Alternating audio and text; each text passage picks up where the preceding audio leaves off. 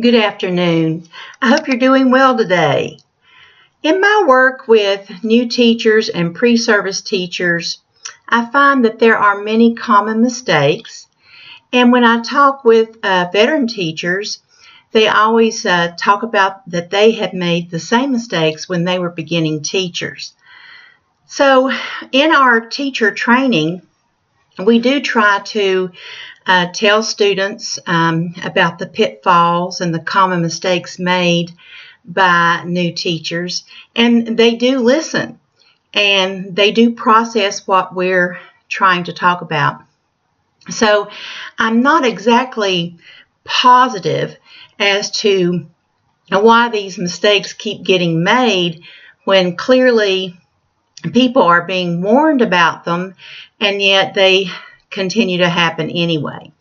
So on this reflection, I came up with an idea that it has to do with an underestimation of some things and an overestimation of some other things. So first of all, I really think that a beginning teacher that is in their 20s, maybe even early 20s because they're an undergraduate senior, they often, this pre-service or beginning teacher, underestimate the immaturity of their high school students, because what they remember looking back on being a sophomore, junior, or senior, they remember their own level of maturity. And so I think it is a natural thing that we tend to overestimate our own maturity that we had in previous ages.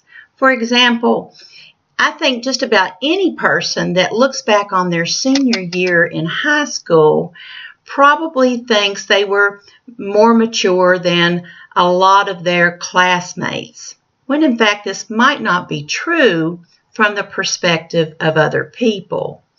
So I think that's one thing, underestimating the immaturity of students, because I get a lot of this. I get a lot of, I'm going to let my students choose, and until they show me that they can't, then I'll take away the privilege. Well, this sort of reminds me of putting a bottle of vodka in front of an alcoholic. You can't really expect them to turn down the opportunity to do things that they are really in their nature.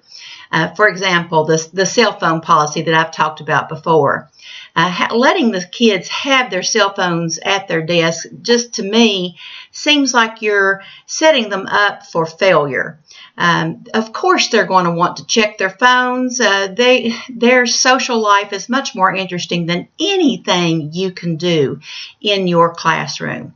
There is absolutely nothing more interesting than social media to them. And so I just think the temptation it's almost cruel. So having those phones in the off position and put away increases their opportunity to do what you want to do. Remember, it is your job to set your students up for success, not to set them up for failure. So don't underestimate their immaturity. And remember that they want to be successful and you need to help them. I hope you have a great day.